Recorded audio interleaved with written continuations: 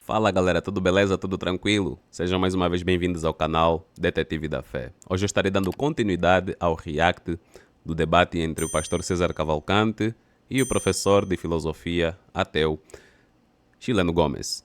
Beleza? Se você não viu o primeiro vídeo, não se preocupa porque é um vídeo recente, você vai conseguir achar facilmente lá na página inicial ou na parte de vídeos do canal, então vai ser de boas.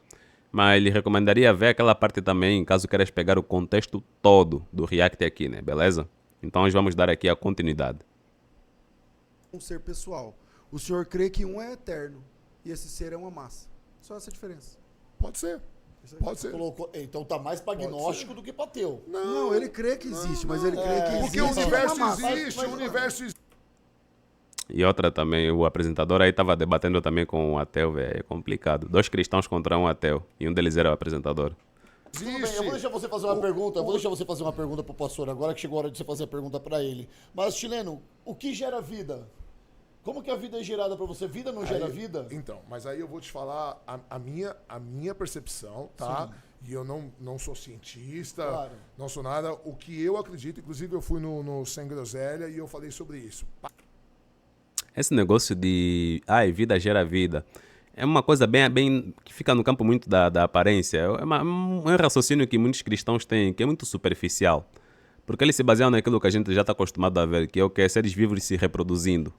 Basicamente isso, independente de ser de forma sexuada ou assexuada, mas é sempre se reproduzindo. É a característica única dos seres vivos, em comparação com objetos que estão aqui ao nosso redor. Por isso é que nós nos classificamos como seres vivos, beleza? Mas assim, por mais que a ciência não tenha uma resposta concreta de a vida começou assim, batendo martelo, mas haja um monte de estudos que evidenciam como ela tenha surgido a partir de matéria orgânica que era não vivo, né? Nós temos que nos lembrar o seguinte, que hoje, com essa tamanha complexidade de vida que existe, se nós formos repartir um ser vivo em várias partes, até chegar em unidades menores que compõem esse ser vivo, essas unidades não estarão vivas. Como, por exemplo, os átomos, cada átomo que compõe um ser vivo. Não é um ser vivo. Até uma molécula de DNA não é um ser vivo. Aquela coisa não está viva, mas compõe um ser vivo. Entenderam? Uma célula está viva no organismo de alguém, está viva aí. Mas se você olhar o que compõe essa célula, são moléculas. As moléculas, por acaso, estão vivas? Não estão vivas. Entenderam? Basicamente isso. Então nós vemos que até hoje os seres vivos são compostos por matéria não viva. Vai depender do arranjo, vai depender de que coisa estamos observando aí para determinar se é um ser vivo ou não. Eu sou a base de carbono. Já esse vasozinho aqui de cimento não é a base de carbono, não. Eu sou um compilado de matéria orgânica com um certo arranjo atômico, né? Molecular, desculpa. Já aqui, não. Isso aqui não é orgânico. Tem também o material orgânico que não é vivo. Tem esse detalhe também. Beleza? Então o que me distingue desse objeto aí é que eu realizo atividades que um ser vivo faria. Ao contrário disso daqui. É apenas um vaso de cimento. Para mim, Chileno, a vida ela é um processo natural que existe em milhões de partes do universo. E a vida inteligente, para mim, pelo que eu estudo, ela é autodestrutiva, tá? Então, se você parar para pensar que os dinossauros, eles dominaram a Terra durante 150 milhões de anos, e o ser humano está aqui há 200 mil anos e a Terra já está cinza, já estamos acabando com o planeta, já tem bomba atômica capaz de destruir o planeta. Então, para mim, a vida, teoricamente inteligente, ela é autodestrutiva, né? Então, o que acontece? Para mim, nós somos um acidente cosmológico. Uma série de... Eu não diria acidente. Do meu ponto de vista, simplesmente aconteceu, cara. Uma série de fatores orgânicos que podem ocorrer em outras partes do universo, dado que o universo é absurdamente gigantesco, né? E o que tem de matéria aqui que gerou vida também tá espalhado por aí pelo universo. Não tem somente matéria orgânica, moléculas orgânicas aqui na Terra, não. Podem gerar a vida ou não. é um fato natural a geração da vida, tanto quanto a extinção da vida também. Agora veja, o meu argumento que eu tinha usado antes é o seguinte, ó, a complexidade. Você disse antes, fora do ar, você disse que perdeu 25 quilos. Aí eu concordo com o pastor. O chileno estava bem perdido nesse debate, meu. Caramba. Chegou a se sair melhor aí num trecho que eu vi, onde ele debateu com o Cogos, né? Mas aqui ele estava completamente despreparado. E olha que o pastor estava cometendo muitos equívocos. E o cara estava caindo nos equívocos do pastor, em vez de rebater os equívocos. Estava sendo pego nos equívocos. Caramba. Nós temos milhões, trilhões de células. Amém. E essas células são responsáveis pela gente. Claro. Ok. A forma mais simples, viva, que existe é uma ameba, que ela é um organismo unicelular. Ela tem uma única célula. E mesmo tendo uma única célula, a informação organizada dentro dessa única célula, para que existisse a ameba, ela enche tipo 10 enciclopédias da Barça. Esse argumento aqui geralmente é para causar impacto. Nossa, tem muita informação numa simples ameba que encheria uma enciclopédia inteira. Epá, não sei se existe essa falácia, né? Mas, enfim, vou adaptar aqui uma falácia. Eu chamarei isso de falácia do apelo ao sensacionalismo. Basicamente isso. Porque assim, um flocozinho de neve também tem muita informação. Por mais que a sua estrutura seja diferente, por exemplo, de uma ameba, que é um organismo vivo, que tem uma estrutura, digamos assim, amorfa em comparação com um cristal de neve, né? Também acaba sendo complexo esse cristal de neve, de igual modo. E essa complexidade e essa organização toda também é um entendimento humano nosso. A gente cria padrões para entender o que é organizado, o que não é organizado. E também tem outra, do jeito que ele está falando, é um apelo ao sensacionalismo, por quê? Porque nem toda a vida vai conseguir seguir esse processo, tanto que existem seres vivos que acabam se nascendo com defeitos, né? Ou se reproduzindo, e nessa reprodução se reproduz com defeito. Durante o processo de mitose, por exemplo, que é a divisão que as nossas células fazem no nosso organismo, se dá alguma coisa de errado aí, e essa informação ser replicada errado aí, noutra célula, já era, é câncer. Tem isso daí. Então acontecem esses erros daqui. E tem outra também. Se para ele Deus criou tudo bonitinho, organizadinho, logo tem uma inteligência atrás, porque para ele tudo parece bonitinho, organizadinho. É um tanto engraçado esse mesmo Deus criar um sol que é vital, essencial para a nossa vida, né? É essencial para a existência desse planeta aqui. Mas é esse mesmo sol aqui que pode causar também câncer de pele. Complicado, né? Enfim, vamos ouvir o que o pastor tem a dizer aí. Então, lá dentro... Barça, para quem é jovem, pra quem é jovem, é a Wikipédia das né, antigas. mano? É na Wikipédia que vinha. Meu Deus Então, do céu, olha só. enciclopédia, Então, olha só. Vocês devem ter trilhões, eu devo ter mais que vocês dois, porque... não vai forte. Então, esses trilhões de células, para que eles estejam organizados, por exemplo, disfunções, né? Então você tem, por exemplo, síndromes, não sei o quê, porque tem alguma questão lá no DNA, não sei o quê e tal, uma coisinha, uma informação desencontrada, um fiozinho que não está tocado naquele outro fiozinho e tal. É isso. Agora, é isso que eu estou chamando de... Quê? Alguém entendeu o que ele quis dizer aqui? Eu acho que ele tentou falar das falhas genéticas que existem além dessa tamanha organização que o Criador fez, né? Acho que ele quis falar aquilo, mas senti que deu uma travada aí porque percebeu que ia se complicar. O cara é esperto. complexidade da vida. E você dá o ponto ao acaso. Você acabou de dizer, não, isso aí é o acaso. Você, creio que existe vida assim, tal, e a vida inteligente. Cara, imagina. Para surgir vida inteligente nesse nível não foi da noite para o dia também, né? Foram milhões e milhões de anos. Tem isso daí. A informação para você estar aqui olhando para mim, respirando ao mesmo tempo, pensando no argumento que você vai ter e tal. Essas trilhões de células estão trabalhando agora para que você pense no seu próximo argumento para você me pegar numa pergunta. Beleza. O tanto... Eu acho que as células da pontinha do meu dedo mindinho não tem nada a ver com o meu processo de pensamento aqui, não. Até porque se eu perder esse dedo aqui, eu vou continuar pensando igual. Então, não vejo que sejam todas as trilhões de células aqui do meu corpo que fazem esse processo de pensamento. Seriam mais alguns que estão, alguns tantos milhões que estão envolvidos nisso daí. De informação organizada que tem nessas células servem para encher, tipo, 30 jumbos de enciclopédia britânica de uma vez só, e só funciona se tiver organizado milimetricamente. Isso,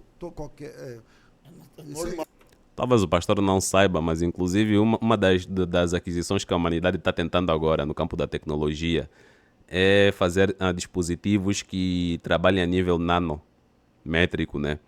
Porque aí tem muita facilidade para muitas coisas. Também eu não sou dessa área aí da informática, de TI, de sei lá o quê. Mas para conseguirem atingir níveis assim de computação quântica, eu só acho, esse tipo de nível de computação quântica para fazerem um monte de coisas pica das galáxias aí, tem que trabalhar muito nessa escala de muito micro, sabe? Em microns, em nano, por aí vai, e afins, né?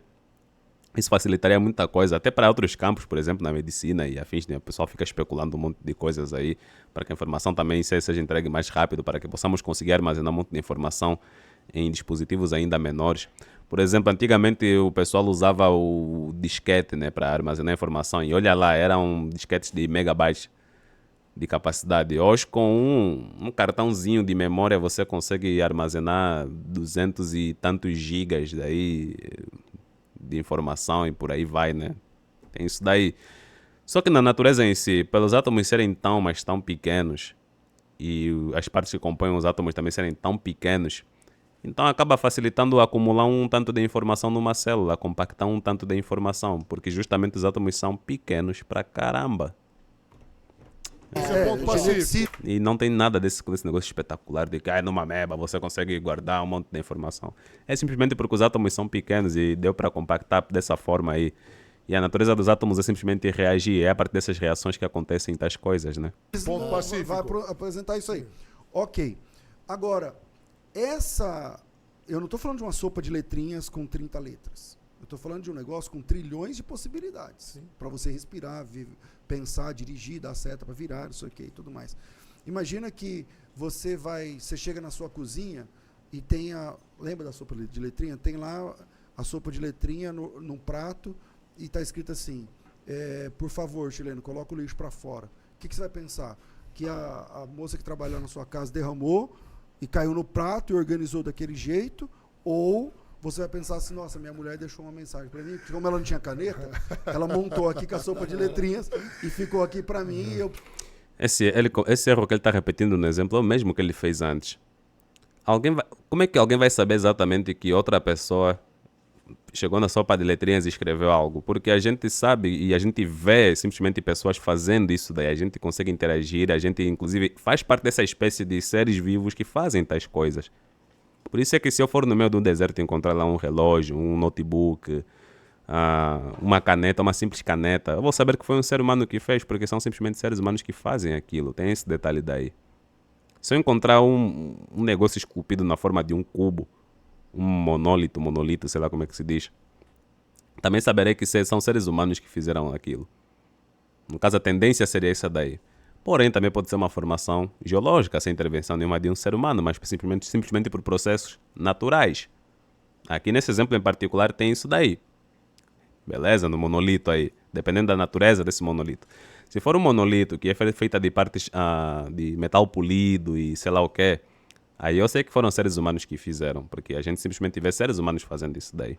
Eu também poderia fazer isso daí, tem esse detalhe. Diferente dele dizer que, olha, o universo parece estar tudo organizado, né?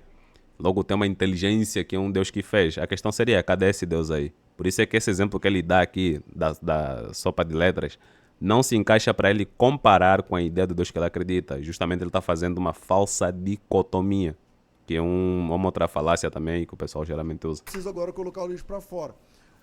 O que eu estou tentando dizer é o seguinte, se há uma mensagem inteligente, significa que por trás dessa mensagem inteligente tem alguma coisa inteligente. Cadê a mensagem inteligente na natureza que faça com que as pessoas possam concluir que o Deus que você acredita, pastor, é o Deus que criou todo o universo e tudo? Não tem. Que é mais inteligente do que aquilo que compôs a mensagem. Então, Aí você dá isso, você tributa essa complexidade, que eu já percebi que você sabe que é complexo, sim. ao acaso, e eu entendo que se há uma criação, então há um criador. É que a palavra que está pegando é acaso, não é acaso. Rapidamente, eu vou deixar você falar. Não, então, se não é acaso, então é o quê? Não. Ou quem? Eu vou deixar vocês falarem, deixa eu só dar um toque para quem está nos assistindo, por favor. Nós temos quase 900 pessoas na nossa live e apenas 50 coraçõezinhos aí. Vai deixar. É interessante, não, eu estou gostando muito da... E eu entendo que se há uma criação. Para qualquer um dos dois, tá bom? Até para mim aqui. Orgânicas, elas têm leis químicas e elas reagem. Então, quando a gente fala regício, mas deixa eu responder a pergunta. Eu gostaria que você respondesse e que você fizesse uma pergunta pro pastor também, tá bom? Tudo bem. Vamos lá. Olha só, é interessante. Não, eu estou gostando muito da linha de raciocínio, mas é que tem alguns pontos que a gente precisa considerar. Quando a gente fala acaso, dá a impressão que é o nada, né? Mas o universo ele é regido por leis físicas, ele é composto de matéria orgânica. Essas matérias orgânicas elas têm leis químicas e elas reagem. Então, quando a gente fala o acaso... Essa questão de lei é porque a natureza das coisas é assim. Quando a gente passou a entender a natureza em si, o universo, como ele funciona, e está sendo estudado agora, no caso, como o universo funciona, né? Nós vimos que há algumas coisas que se repetem, um certo padrão. E isso com base na percepção que o ser humano teve de padrões, de saber padronizar as coisas, à medida que foi evoluindo também. Beleza? Então essas leis seriam simplesmente como a natureza funciona. Agora, os experts lá que manjam de física, matemática, não sei o quê, eles tentam trazer um modo de poder comunicar isso, inclusive para futuras gerações, de como a natureza em si, as leis físicas, né, e por aí vai, funcionam. Com base nisso até podem, sei lá, saber explorar melhor a natureza, manipular melhor a natureza e por aí vai. Não é o acaso, não é o nada, porque existem leis físicas e reações químicas que acontecem da matéria orgânica.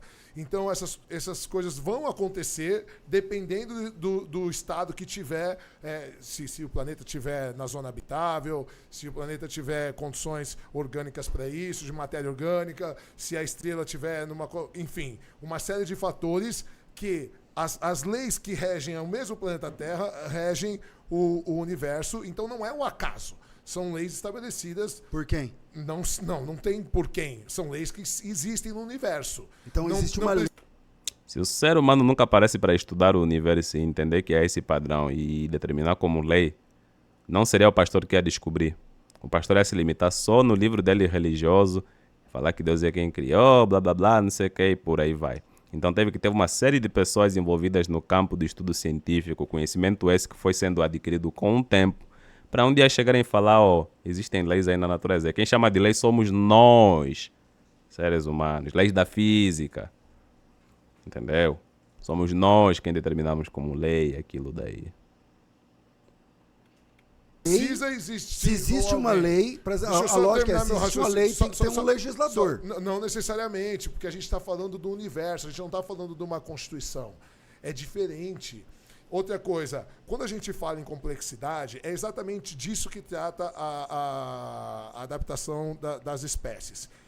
O que acontece? Quando você para ver hoje, parece muito lógico você falar, mas tudo é tão perfeito, né? Como que pode surgir do nada? A verdade é que não é do nada. A verdade é que só sobrevive o que pode sobreviver, o que realmente está adaptado. Então, à medida que milhões e milhões de anos vão passando, o que não está adaptado vai morrendo. Em outras palavras, o que o chileno está dizendo é que a todo momento a natureza quer nos destruir. Os mais fortes sobrevivem. Só isso daí. Vai ficando só o que pode sobreviver. E Mas aí é tipo a lei do mais forte fica. O mais adaptável, não o mais forte, o mais adaptável.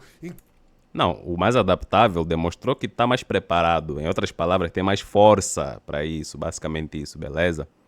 Então, o mais forte consegue se virar.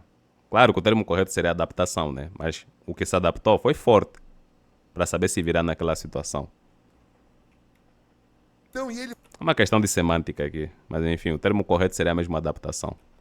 vai se adaptando a cada situação. E à medida que vão passando os milhões de anos, a complexidade dos organismos vai aumentando. Então, quando você olha no final, hoje, por exemplo, claro que parece, ó, foi o exemplo que você deu da câmera, você fala assim, como que é possível, né, uma coisa tão complexa, um neném se formar, o DNA, é óbvio, quando você vê isso, você fala assim, cara, é muito complexo, mas quando você para pensar que são milhões e milhões e milhões de anos onde só sobrevive o que é possível sobreviver, ela vai desenvolvendo a complexidade por eliminação. Porque o que não é possível ficar vivo, quando tem qualquer variação genética, uma se adaptou bem ao meio, a outra não, a que não se adaptou, ela vai morrer. E aí vai sobreviver só a que é mais adaptável, que é mais... E aí vai...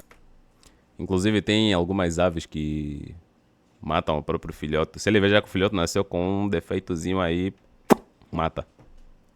E se não me engano, também parece que tem uma tribo indígena aqui no Brasil que não sei se ainda continuam com as mesmas práticas, né? Mas também tinham essa daí de matar filhos que nasciam com algum tipo de deficiência. ter uma outra evolução e aí ela vai se sobreviver só a mais adaptável. E essa complexidade vai aumentando. E aí quando você olha hoje, você fala assim, cara, é muito perfeito. É muito perfeito, sim, eu concordo. E... Puta que pariu, velho.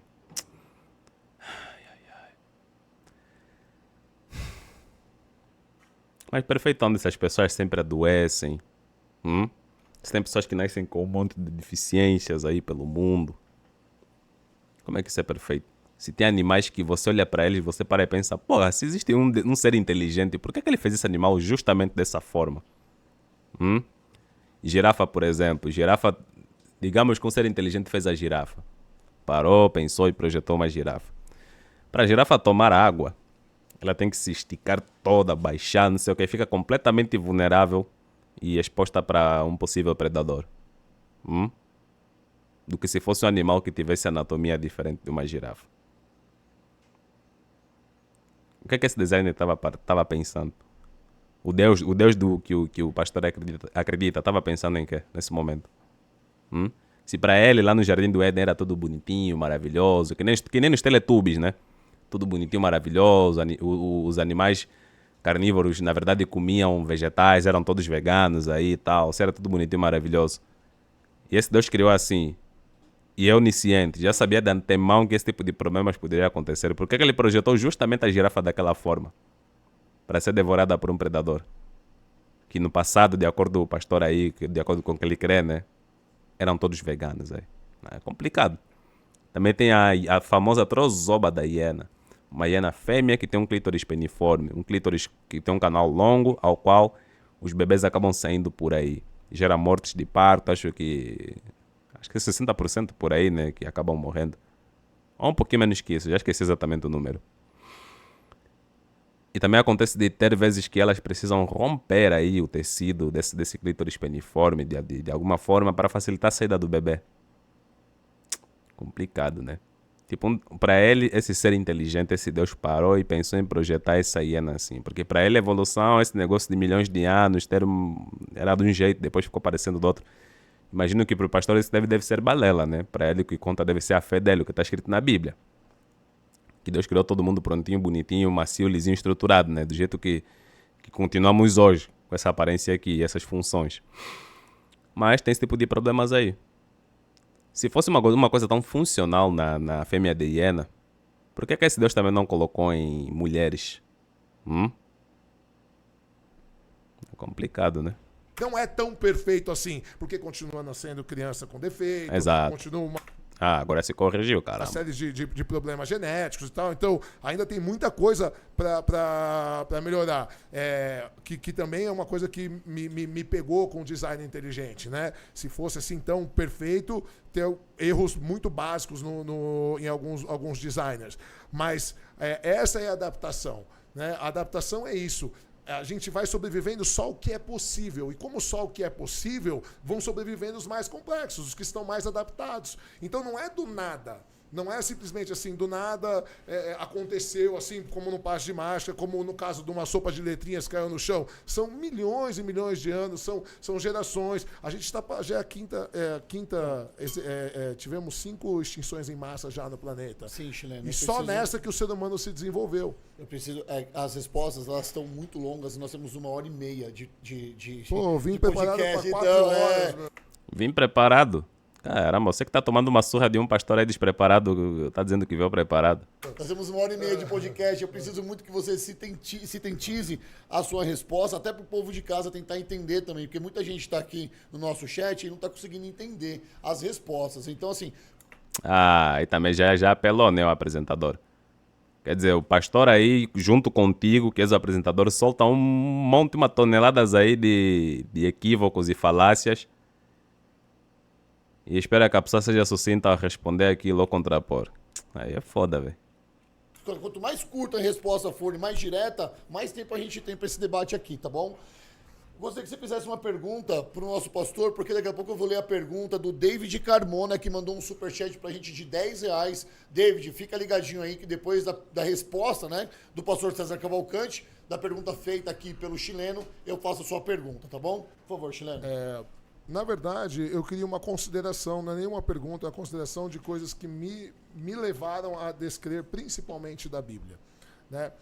Existem grandes biblistas, grandes tradutores, como Mauro Biglino, como Bart de Herman, que são hoje autoridades, traduziram muitos livros, inclusive para o Vaticano, tal, e chegaram à conclusão que é impossível a gente saber o que tinham escrito nos manuscritos originais. Só para dar um exemplo do Novo Testamento, existem 5.500 fragmentos do Novo Testamento e existem catalogados 5.760 divergências entre eles, inclusive um coloca numa cidade, o autor coloca em outra, e o único mais antigo tem 120 anos depois da morte de Cristo, sendo que a grande maioria começa depois do 4º século, copiados por escribas e muitas alterações. Então, esse próprio autor, o Bart de Herman, que era um cristão fervorosíssimo, depois que ele começou a estudar os manuscritos, ele chegou à conclusão que é impossível a gente saber o que realmente foi escrito originalmente, por causa das alterações dos escribas. Até porque tanto o grego original como o hebraico, e o professor é uma autoridade do assunto, vai saber melhor que eu, eles não tinham regras gramaticais como nós temos, né? Eles eram escritos todos de forma contínua, sem ponto, sem vírgula, e a gente sabe que hoje, para o nosso entendimento, um ponto, uma vírgula pode mudar todo o sentido. Queria saber como que o senhor considera isso. Bom, vamos lá. Primeiro, você não tem... Nessa parte aqui, eu vejo que ele pelo menos sabe, né? O chileno aí. Sabe indagar bem esse ponto aí, que é para ver qual seria a resposta do crente. E ele fez isso também com o Paulo Cogos. Mas vamos lá ver a resposta do pastor. Nenhum outro documento literário antigo, e o senhor é professor de filosofia, e sabe, né, as grandes peças da filosofia e tal. Então você tem, por exemplo, a Ilíada de Homero, tem 7 cópias. Quando eu comecei a largar essa crença que é o cristianismo, virar mais cético, não era ateu ainda, não era ateu. Comecei a ser um pouco mais cético. E comecei a questionar os líderes aí da igreja. Era só um, na verdade, né, o pastor. Nós chegamos a ter 2 conversas, um pelo celular e outro presencialmente. Quando eu comecei, no encontro presencial, quando eu comecei a indagar alguns pontos, ele usou esse mesmo argumento, cara, para tentar validar a Bíblia. Quer dizer, o problema de textos são os seres humanos. O problema dos textos. Porque os seres humanos, dependendo do contexto, da época, dos interesses a serem levantados, há coisas que podem ser completamente deturpadas. Se hoje nós temos câmeras, gravadores de áudio, seja lá o que for para registrar, e já está cheio de fake news, edições, sei lá o que enganam pessoas. Imagina numa época que era só por intermédio de escribas, fazendo cópias e dentro de conflitos políticos também. Imagina só as alterações que foram sendo feitas em textos religiosos. Várias alterações. O Corão, por exemplo, por mais que ele se baseie na Bíblia para algumas coisas, no Islã, pelo menos, eles tentam manter o máximo de fidelidade possível. Diferente do cristianismo. Que nas Bíblias que temos hoje, nós encontramos inclusive uma porrada de traduções. Só no português já tem vários tipos de traduções. Imaginem em outras línguas. Só esse já é um probleminha. Sem contar com o problema anterior que eu disse, né? Que é lá o passado. Enfim. E o Novo Testamento tem quase 10 mil cópias. Então você não tem nenhum documento antigo com tanta cópia como você citou o Novo Testamento. Minha área é mais o Antigo, mas vamos falar do Novo Testamento. Pastor, caso você não saiba, essas cópias, lá no passado, foram um grande problema para hoje nós termos interpolações, variantes textuais, textos incompletos e por aí vai. Se a Bíblia fosse desenvolvida numa época que tivéssemos já hoje impressoras, aí quem sabe teria mais fidelidade, né? Mas não. Eram escritos em materiais que deterioravam. Materiais de base orgânica, papiro, pele de carneiro. Ainda tinham que copiar, escrevendo. Imagina pessoas copiando e escrevendo. Um monte de erros que surge daí. Caramba, velho. Há um erro na sua pesquisa, que é a ideia de que só 100 e tantos anos depois da morte de Cristo que tem os manuscritos. Mas mais, isso é mais documentado. Antigos. Então dá um Google, coloca assim, papiro P52. Foi... Dá um Google aí. Coloca na nossa tela aqui, Kiko, por favor. P52. Papiro C. Papiro P52 é um pedacinho de papel. Mais ou menos do tamanho de um cartão de crédito, né? Olha o tamanhozinho de um cartão de crédito. Mais ou menos assim. Um pouquinho menor até. Que tem o Evangelho de João. É a fonte mais antiga. E se não me engano, data da segunda metade do século II. Se não me engano. É isso aí mesmo. Enfim. Tenho que pegar aqui o livro para lembrar, né? Mas enfim. Me diga uma coisa, galera. Como é que uma fonte tão antiga vai ser só um pedacinho de papel? E vai servir de base para tentar legitimar 100% de confiança no que hoje nós temos do Evangelho de João? Como? Inclusive, se você tem uma Bíblia em casa, se você pegar lá o João capítulo 7 e pegar o último versículo e olhar João capítulo 8, da parte que fala lá da mulher adúltera, você vai ver que tem colchetes, parênteses retos. Isso significa que essa passagem foi adicionada posteriormente. Complicado. 52. P é porque ele é escrito num papiro e 52 é o número dele na biblioteca de Highlands. E é o número dele dentro da biblioteca. O papiro P52 é datado mais ou menos do ano 100 a 120. É isso, foi o que eu acabei de falar. Não, isso não é 120 anos depois da morte de Cristo, nem depois da história do cristianismo. Tá? O último apóstolo, por exemplo, esse texto é um texto de João. O João morreu no ano 100. O documento é do ano 125. O hiato entre A questão é, João existiu? Será que existe esse debate na academia se João existiu ou não? O que a gente chama Será que João escreveu também? na manuscritologia de manuscrito autógrafo, o original autógrafo, escrito pela mão de João. E esse documento, essa cópia... Pô, que eu saiba aí, havia pessoas que escreviam em nome de outro, né? Tipo o quê? Tipo, eu tô ditando aqui alguma coisa e você tá escrevendo, daí você assina lá, Richter. Isso quer dizer que eu, Richter, escrevi? É de 20 anos, mais ou menos. Então, isso é, dentro de arqueologia e tal, é um tempo extremamente curto. Que seria do Apocalipse. Não, é um texto de João. De João. É que João também escreveu Escreveu Apocalipse. Mas esse trecho...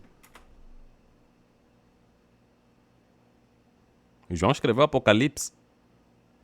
Aí ele já está falando do ponto de vista confessional dele, de que João realmente existiu e que João realmente escreveu o livro de João e o Evangelho de João, no caso, e Apocalipse. Isso é algo que é um consenso na academia, pelo menos? Acho que não. É um trecho de João, eu não lembro aqui, acho que capítulo 18 de João. É, igual a este, então você pode pesquisar papiro P52, que é esse que eu falei. Não sei se vai aparecer aí. Sim, Você mas pode- é exatamente isso. É que do jeito, para alguém que não entende nada disso, papiro 52, daí o cara imagina, não, deve ser mesmo o Evangelho de João aí, com algumas páginas e tal. Galera, é um negocinho assim pequeno, mais ou menos desse tamanho aqui, assim, ó. Com algumas partes só do que foi. E não é que não tinha letras pequenininhas, miudinhas, daí coube um texto inteiro. Era um pedaço de uma página, de um papiro, melhor dizendo, grandão. Um pedaço só, com algumas partes descritas aí. Essa aqui é a fonte mais antiga que se tem. E agora todo o outro resto saiu da onde? Que compõe o Evangelho de João aqui que nós temos em mãos. Saiu da onde? Isso que eu tinha Colocou aí? visto. Tá. Exatamente Você isso pode que eu tinha visto. pesquisar, mas tem o P46. Mas a gente não Você tem, tem- nenhum realmente O que de uma o que testemunha pode jogar na ocular tela? do que aconteceu. Né? O senhor concorda comigo que nenhum escritor Então- de nenhum manuscrito foi testemunha ocular do que aconteceu? E qual tem da Ilíada de Homero? Nenhum. Mas a O Elisa senhor Homero... Vê só, esse aqui é o problema. Ninguém está discutindo a Ilíada de Homero. Essa não é a discussão. A discussão é em cima da Bíblia. O que está em xeque é a Bíblia, que foi posto à mesa para ser colocado à prova. É a Bíblia. Então essa é uma estratégia para tentar fugir do problema. Porque realmente o chileno nesse ponto tem razão. Ele está coberto de razão. E a estratégia é citar outras coisas aí. É que nem quando tentam discutir se Jesus foi histórico ou não. Se realmente existiu uma figura histórica chamada Jesus, ou se existiu algum indivíduo que inspirou o Jesus que muita gente conhece por aí, né? Que seria uma espécie de Jesus, assim eu posso dizer. Quando chegam nesse tipo de discussão, o foco tem a ver com Jesus. Mas algumas pessoas gostam de puxar aí outros exemplos. Não, mas olha aí o fulano, aí o Alexandre o Grande, não sei o que, vocês falam que ele existiu, mas tem muitos elementos aí que fogem muito da realidade, que são mitológicos, quando se trata deles, nos documentos de lá, não sei o que. Galera, o foco é discutir se Jesus existiu ou não. Beleza? Então, nesse caso aqui, o foco é a Bíblia. Agora, tentar puxar o outro aí que também tem os mesmos erros que se carregam nas escrituras do teu texto, erros basilares que seres humanos cometeriam, para tentar safar o teu texto, livrar o teu texto, é complicado, né? É apelação. Professor de Mas a filosofia. Ilíada de Homero, ela é um conto. Então, mas Ele não é então, considerado calma aí. um livro sagrado. Não, calma aí. Essa é a Não, mas diferença. é que, então, Muito bem observado até, chileno. Se é um livro de conto, então foda-se. Pode ter interpolação, pode ter reedição, pode ter variante textual. Foda-se, é um conto, porra. Ninguém tá aqui adorando, tá tratando esse livro como se fosse sagrado, como se o que tá escrito lá fosse uma verdade absoluta. Temos que ir agora aí, né, nos templos lá, ou subir lá no Monte Olimpo, fazer lá o que é, as oferendas, ou sei lá o que. Entende? Essa que é a diferença, muito bem observado, chileno. eu não me fiz entender. Qual é, dessas 7 cópias da Ilíada de Homero, qual é a possibilidade que isso, como vocês sabem que aquilo é falando, é a Ilíada do próprio Homero? Não, mas por Você exemplo... não sabe. Não Então, sabe, mas por exemplo, exatamente. eu dou aula, então a eu dou lógica aula é a de mesma. mitologia grega. E vários autores... Tá, então se em Homero você não sabe, e na Bíblia também tem esse problema, então pronto, pastor, você tá se refutando. A lógica é a Calma, mesma. Chileno, falam deixa eu só um diferente. falar. Então deixa eu responder. Deixa eu só um falar, a depois outro lógica, fala, a valeu. lógica é a mesma, no caso da Ilíada de Homero. Agora, tem uma coisa interessante. Os documentos do do Novo Testamento, os evangelhos, as cartas paulinas e tal, eles são documentos da igreja. A igreja, ela era organizada nos primeiros séculos em patriarcados. Então você tem o patriarcado de Jerusalém, o patriarcado de Alexandria, o patriarcado de... Antigamente era Istambul, como era? Não tá nossa. Constantinopla. Pronto, botaram aí o papiro na tela, agora fica melhor ilustrado. Tá, agora eu lembrei, ele falou 120 anos por aí, para 52. Acho que é a primeira metade do século II, se não me engano, que é a data desse negócio aqui. É a primeira. É. Mas tá na Constantinopla. De Não tá Roma na e tela, pastor, rapidamente, mas não tá na nossa tela aqui atrás, mas tá na tela pro povo em casa ver o papiro. O papiro P52, tá bom. P52. Galera, isso aí não é um outdoor, não. É uma coisinha assim, velho. E olha só, dá para contar até o número de letras que aparecem aí. Caramba, velho. Então, esses patriarcados, eles copiavam o texto. Naquela época não tinha gráfica, então o texto precisava ser copiado. Então, Mas é justamente isso, pastor. O fato de estarem a copiar na mão já faz com que carreguem muitos erros em outras cópias futuras. Caramba, custa entender isso, velho. Tem que passar para não ensinar a tua fé. Só para falar que isso aí que a Bíblia é harmônica, a Bíblia é inspirada. Por favor. o manuscrito original autógrafo foi passado para que esses copistas copiassem. É verdade, nós não temos notícia. Mas vale a pena fazer uma boa pesquisa sobre esse número de erros que o senhor está falando. Eu não sou um exímio estudioso do Novo Testamento. Só conheço alguma informação daqui, assim, meio solto. Estou começando a estudar e tenho me focado mais no Antigo Testamento e um pouco das religiões de outras culturas também. Por isso não teria muita... Não consigo me aprofundar tanto nesse assunto, nesse ponto que eles estão falando aqui, beleza? Estou dando só uns pitacos, assim. Mas o ponto é, se você está interessado no Novo Testamento, procure por crítica textual do Novo Testamento. Beleza? Aí você vai ver a porrada de erros que tem aí no Novo Testamento. Capite? 90% deles tem a ver com caligrafia. Não tem a ver... Tem A tradução. Essa obra que é um dos maiores biblistas vivos hoje, o que Jesus disse, o que não disse. Eita. mas E uma pesquisa ampla dele. Eita. Desse livro, desse livro. Achei Eita. bastante interessante porque ele era muito crente. Né? Ele era muito crente e ele... Então, se a gente pega, Eita. por exemplo, Até tem que comprar esse livro aqui, o que Jesus disse, que Jesus não disse, né? De Novo Testamento eu só tenho 2 materiais aqui em casa, tipo... Tem um livro aí que aborda um pouco sobre essa questão do cristianismo, Novo Testamento e tal, né? Seria a história dos 21 concílios e tem um livro também que se chama Surgimento da Bíblia. E numa parte, um dos autores fala do Antigo Testamento, que é a especialidade dele, o outro, que é o James Reuter, né? Fala do Novo Testamento. Ainda não cheguei a ler essa parte do Novo Testamento.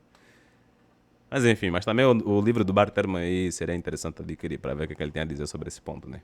também, Chile, no livro do Ricardo, do professor Rodrigo Silva, por exemplo, ele também vai refutar Então, várias mas aí coisas. O cara só botou o nome do Rodrigo Silva para tentar dar um peso aí. Eu duvido o Rodrigo Silva num debate com Bart Ehrman a respeito desse assunto se sair bem. Duvido! Vai tomar uma surra. Ele só citou o nome Rodrigo Silva porque é um nome famosinho, conhecido aqui.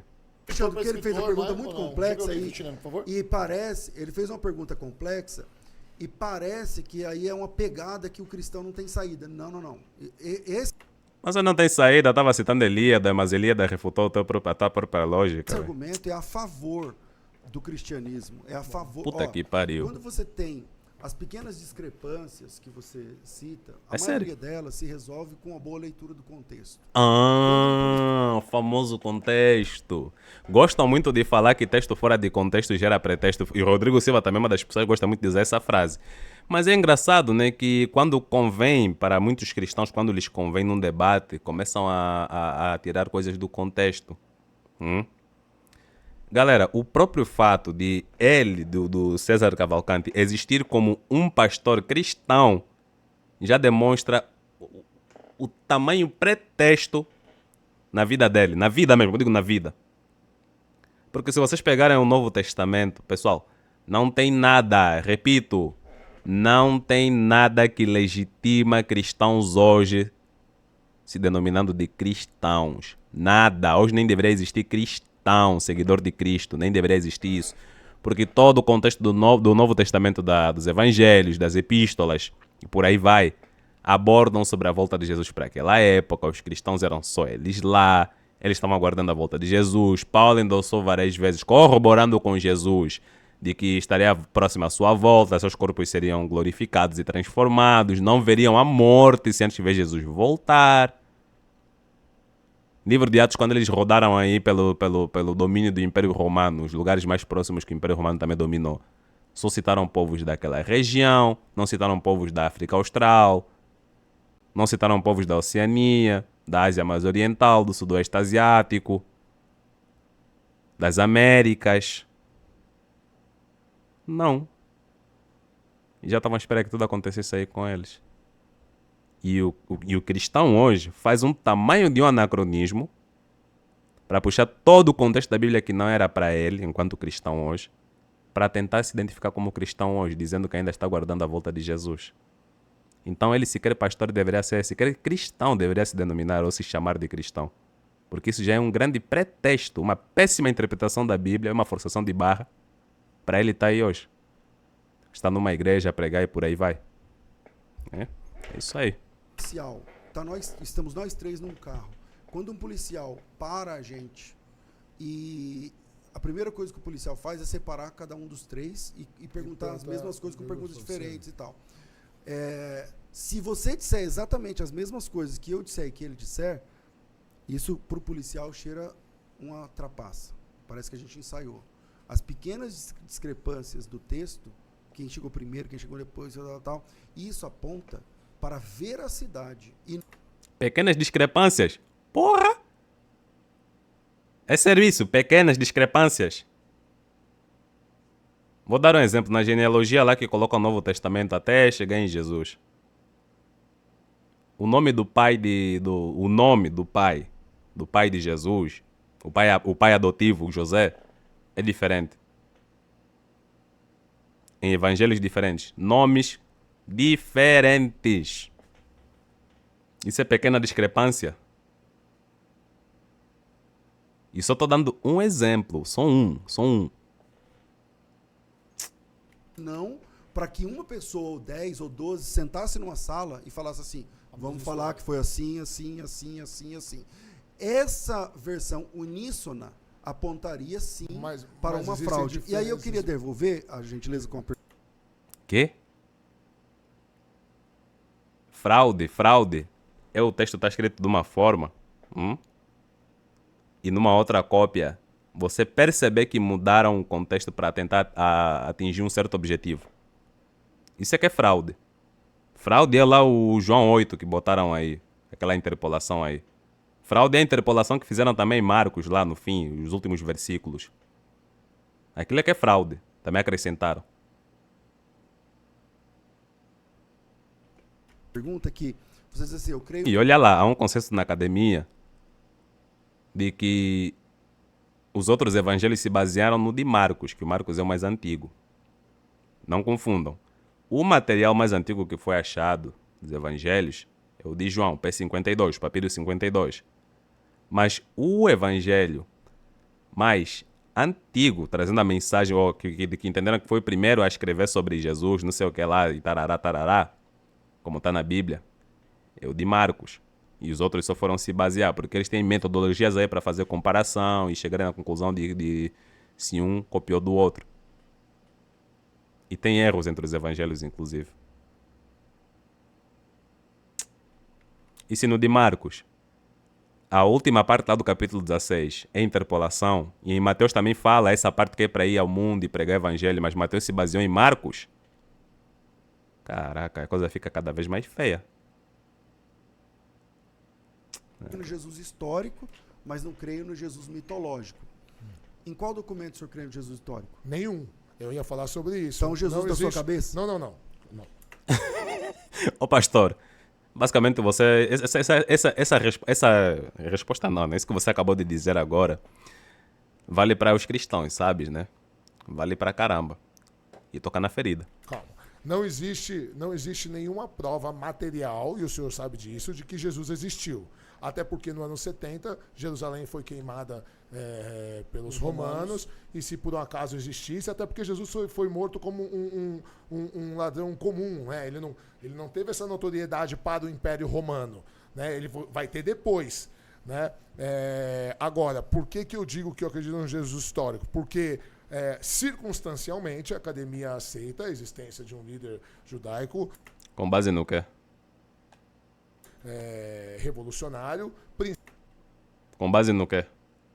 Principalmente por tudo que gerou depois dele, né? Pelos ensinamentos, até porque quem cria a teologia de verdade da congregação cristã é o apóstolo Paulo, porque Jesus ele era judeu. quem organiza, porque depois da morte de Jesus, os seguidores ficaram, cada um fazia uma coisa, né? Os hebreus estavam meio que voltando para o judaísmo, porque não, tem que ser circuncidado, aí os efésios, os filipenses, e aí Paulo, ele, depois de convertido, ele junta o que ele chamava de corpo governante, os apóstolos estavam vivos ainda, e aí Lucas escreve em Atos dos Apóstolos, a gente até falou no outro podcast, ele fala assim, então é o seguinte, e aí ele começa a escrever cartas éticas. Olha, a partir de agora, o cristianismo é assim, você para de fazer isso, vocês param de fazer aquilo, vocês... Então o que acontece? Nem Paulo também não foi contemporâneo de Jesus. Tudo o que ele soube é do que os outros falavam. Então vamos consertar as coisas. Contemporâneo viveu perto, né? Calma. Paulo e Jesus eram sim contemporâneos. Eles só não conviveram. Sim, exatamente. Perdão. Tá, com base na Bíblia, né? Com base no que está escrito na Bíblia. Porque se sair da Bíblia, isso aí completa balela. Eu usei a palavra errada. Não foi testemunha ocular das coisas de Jesus. Eu perguntei pra você, a pergunta que eu fiz você eu tenho disse 3 superchats pra ler e eu vou ler todos. Jesus histórico. Mas esse Jesus revolucionário aí, que tem umas falas aí na Bíblia que desrespeitava os judeus, a cultura judaica, aí é foda, né? Um revolucionário assim que amaldiçoa a figueira. E eu perguntei pra você, com base em qual fonte? Com base no que a academia aceita circunstancialmente. Porque inclusive mudaram... Qual documento? Nenhum. Documento nenhum. Então o Jesus que eles creem é da cabeça deles. Não. Caraca, o pastor tá refutando Jesus histórico. É isso que eu tô vendo aqui. Vou tentar entender melhor. Porque o que acontece? Um documento tem que ser aceito. Então esse é o problema de negar a Bíblia, chileno. Não, cara. Você quer negar a Bíblia de um lado e fala assim, eu creio no Jesus histórico. Eu falo, mas com base em qual documento? Não, mas eu creio porque eu... Caramba, velho. Esse negócio do chileno acreditar em Jesus histórico aí é foda, é complicado, né? Porque realmente é um problema. Eu também já cheguei a perguntar a alguém em live quais seriam as evidências que fariam com que ele também acreditasse no que a academia fala aí sobre o Jesus histórico. Beleza? E a pessoa não soube me apresentar evidências. Simplesmente foi isso. Do mesmo modo que tá aí o chileno. Até parece que o pastor é que tá do lado correto agora. Só que o pastor acredita na Bíblia, acredita em Jesus voador, todas essas coisas aí. Eu penso, o que eu penso, tá? Que acaba sendo até pior do que acreditando em Jesus histórico. Em documento eu penso assim, porque até tem uma linha da arqueologia, da filosofia, que acredita que Jesus nunca existiu, que ele foi um personagem... Arqueologia, filosofia? Jesus foi um personagem, vamos lá. Criado pelo apóstolo Paulo. Existe essa linha, embora eu não concorde. Mas não da filosofia. Não. Da filosofia, sim. Não, a filosofia anterior. Não. Você é professor de filosofia, sim, eu sei, mas a filosofia ela é constante. A filosofia continua existindo. Filosofia é anterior? Anterior a quê? A Jesus? É isso que eu entendi do pastor? Caraca, essa conversa tá tão confusa e sem nexo que já nem tô entendendo onde é que eles querem chegar. Hoje, como existe uma mesma linha professor, existe uma mesma linha que também pensa que Sócrates nunca existiu, porque ele nunca deixou nada escrito, não tem nenhuma prova material, que ele é um personagem inventado por Platão. Mas então eu penso assim... Você tem o Platão falando Sócrates. Então, tem só o Platão, entende? Então, assim, na verdade tem um outro discípulo, por isso que aceita que Sócrates existiu, porque um outro que fala mal de Sócrates, além de Platão, porque senão seria só Platão. Então, assim, Esse discípulo entrou na mesma onda do Platão para trollar a gente aqui no futuro. Nunca se sabe, né? Existiu um líder realmente judaico que foi que tinha uma certa instrução e que levou pessoas, multidões e tal, ou Paulo era um cara muito foda que inventou um personagem muito foda que mudou o calendário do planeta. Então eu acho mais... Calendário do planeta? Cadê esses estudos? Calendário do planeta? Caraca, velho. Tinha um calendário maia, os chineses têm um calendário deles aí, que tem lá os bichinhos lá do zodíaco. Eu esqueci como é que se diz essas paradas, esqueci mesmo. Quem mais tem seu próprio calendário? Esqueci outros povos aí também. Enfim, tem que pesquisar melhor sobre isso. Agora, para relações comerciais hoje em dia, aí sim, eles pegam o calendário daqui do Ocidente, que foi baseado lá em antes... e depois de César, né? AC e DC, acharam que eu ia falar Cristo, né? Antes e depois de César. E aí, tem que seguir esse calendário aí maluquinho. Mais fácil acreditar que existia um líder histórico realmente, que foi o líder mais destacado. Você tem coragem de morrer por uma mentira? Vocês teriam coragem de morrer por uma mentira? Eu sim. Dependendo do contexto, eu sim. Não. Você pode morrer por uma mentira desde que você ache que é verdade. Claro, sim, claro. Se Paulo inventou o cristianismo, por que ele morreu por isso? Eu não digo que ele inventou o cristianismo, ele criou a teologia, é diferente. Então, mas assim, ele você falou criou que a Paulo estrutura teológica. Era um cara muito não sei o que. Sim, o chileno está completamente certo, porque se vocês pegarem os evangelhos, vocês vão ver um Jesus que não veio com todo aquele monte de ideias aí que Paulo começou a trazer nas epístolas e tal, quando estava se dirigindo a certas igrejas aí, como está lá na Bíblia em si.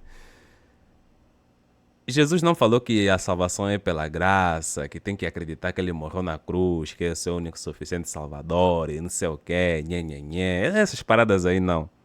Nós temos exemplos, como por exemplo, quando o jovem rico chegou lá para Jesus, ele disse que abandone tudo, não sei o que você tem aí, me siga, porque é mais fácil um camelo passar por um. Essa passagem aí. Tem isso daí. Não via com conversas de que eu serei crucificado, ressuscitarei, e a partir desse grande evento, né, vocês... bom, a câmera tinha dado uma travada aqui, mas já consertei. Jesus não veio com essas paradas aqui de que ressuscitarei, basta crer nessa minha ressurreição, você será salvo, estará limpo dos seus pecados e sei lá o quê. Essa do tipo de teologia que vocês vão ver é mais de Paulo. Inclusive, há algumas instruções que ele estava dando para aquelas igrejas aí, não igrejas de hoje, como estão lá nas epístolas, né? Tem regras que não diziam respeito, por exemplo, ao judaísmo. Algumas, pelo menos. Que não diziam respeito ao judaísmo, porque o judaísmo já estava muito bem consolidado aí, de acordo com a narrativa bíblica. Beleza? Então, hoje, as pessoas que se denominam cristãs, de forma completamente ilegítima, pelos motivos que eu já vos expliquei antes, na verdade não seriam cristãos, seriam paulãos. São seguidores de Paulo. Tem uma palavra tal. Mas é por isso que eu tô falando que eu acredito no Jesus histórico, porque se não, Jesus não existiu, então foi Paulo que inventou ele. Ok, e Caraca, porra, meu. esse Jesus histórico que você acredita, ele é baseado em qual documento? Em nenhum, acabei de explicar na Então, circunstância. O pastor tá questionando Jesus histórico, mas acredita no Jesus milagreiro, pô. Foda-se. Claro, que é da sua cabeça, certo? Não, não é da minha cabeça, são Então, das que circunstâncias. circunstâncias? As circunstâncias de que existiu um cristianismo depois, existiu uma mudança de calendário no planeta, existiu um povo Como você sabe perseguido. disso? Porra, esses são chileno, estes são os teus argumentos para você acreditar num Jesus histórico. Pô, meu. Eu tô incrédulo. Calma aí, Em como nome de você Jesus, essas são Como circunstâncias, você sabe que existiu um cristianismo? porque existem documentos do primeiro século falando sobre os cristãos. Então existiu Cristo. Cristianismo, Cristo. Sim. Existiu um Cristo. Cristo é ungido, se não me engano, né? Ungido, que seria o Mashiach, o Messias. Os judeus, por acaso, estavam à espera desse Cristo aí que vinha falando de reino dos céus. Ai, velho. Base em qual documento?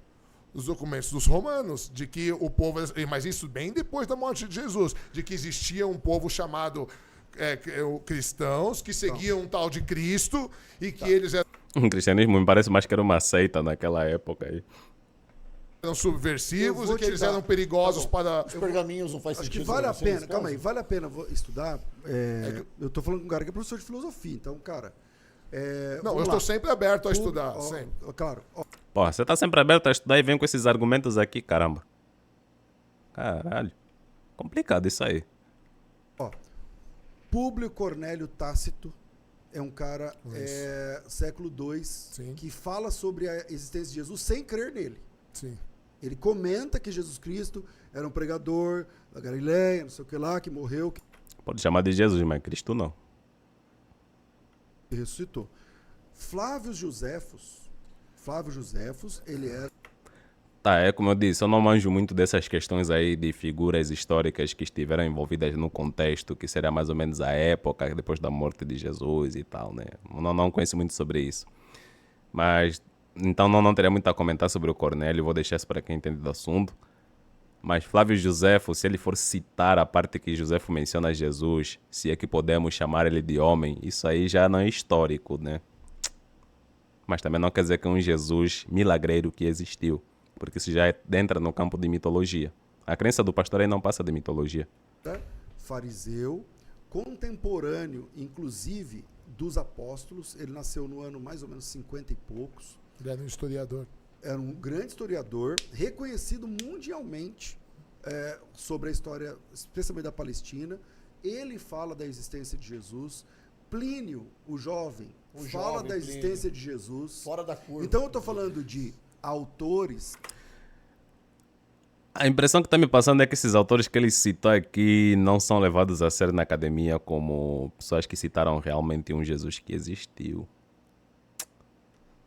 Não cristãos, Sim. alguns deles inclusive com críticas, tá? 200 anos depois, professor. Não é 200 anos depois. 100 anos depois, 200 anos depois, que estão falando sobre o cristianismo, sobre o Você que prega o crê que cristianismo. o Brasil, que houve escravidão aqui no Brasil? Sim, Faz 100 e poucos anos. Como é que você pode crer? porque existem documentos comprovando. Porque você está 100 e poucos anos depois e você tem acesso aos documentos. É a mesma coisa deles. Eles estão 100 e poucos anos depois e tinham acesso Mas a eles tinham contato a com toda os uma cristãos. vasta... A questão é, cadê esses documentos? Se a gente tem acesso até a documentos de 5.000 anos atrás, cadê esses documentos dos caras que eram contemporâneos aí a Jesus? Cadê? Vamos falar que queimaram, trituraram tudo, usaram como papel higiênico. Fonte de pesquisas. Onde nós Mas vamos chegar? isso eu vou discordar, professor, porque a maioria dos cristãos eram iletrados. A maioria dos cristãos eram iletrados. Amém. Peraí, vamos lá. A maioria Embora, dos cristãos eram letrados. Da onde surgiram todos esses manuscritos? porque existiam alguns poucos que eram letrados. Que fizeram Que quase 10 mil fizeram as manuscritos. cópias. Só que então, quando Constantino...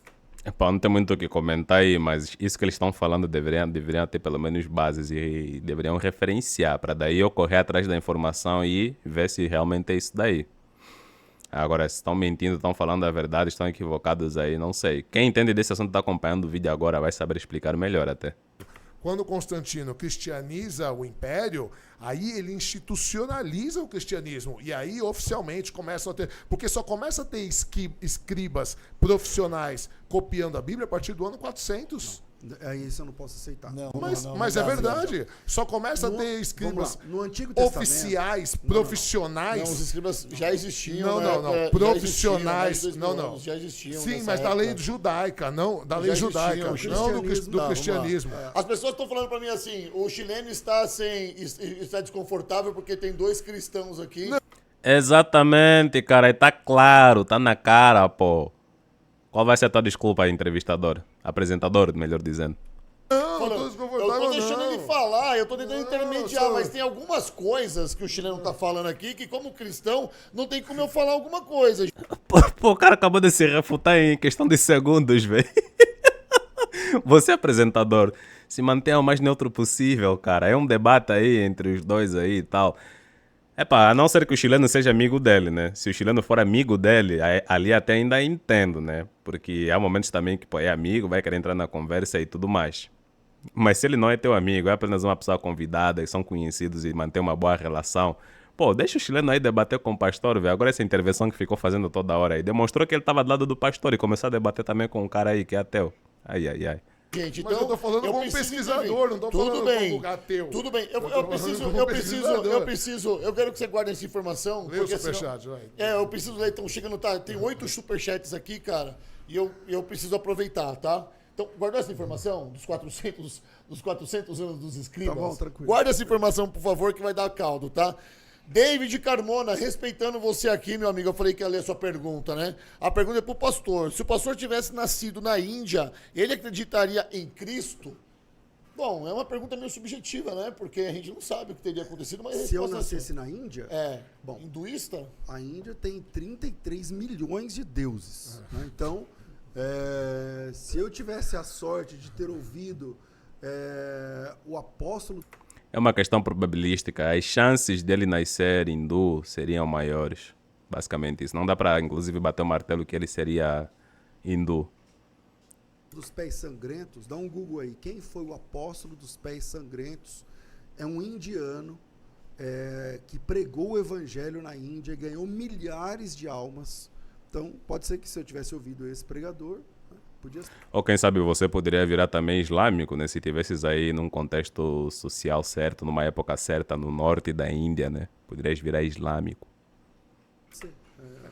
Vamos lá, outra pergunta aqui, tá? Pra você agora, chileno.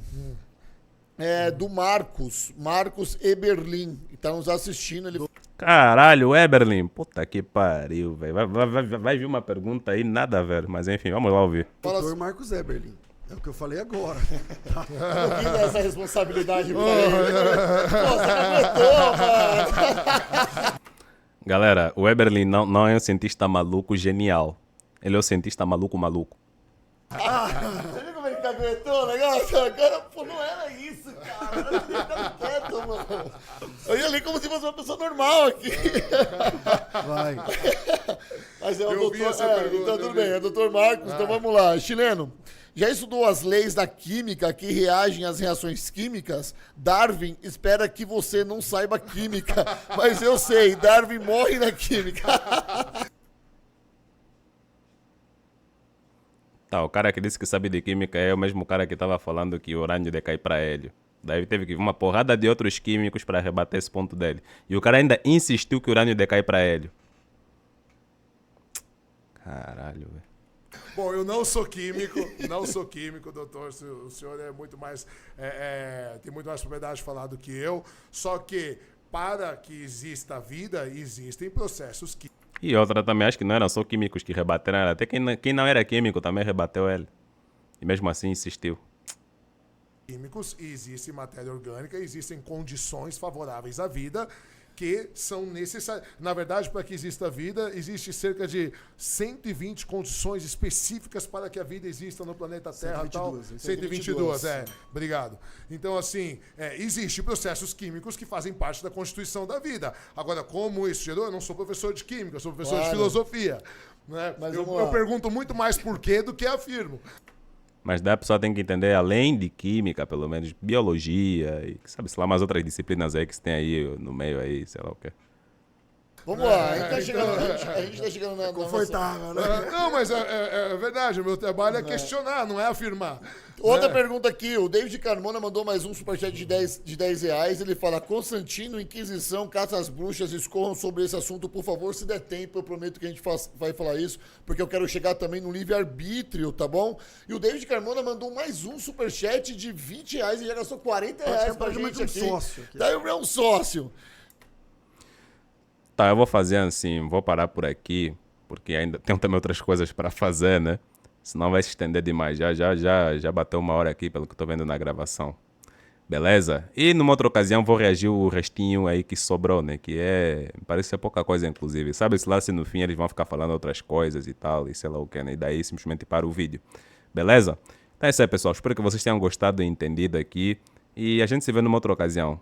Se inscrevam no canal, ativem o sininho, deixem um like caso gostaram bastante. E a gente se vê até a próxima.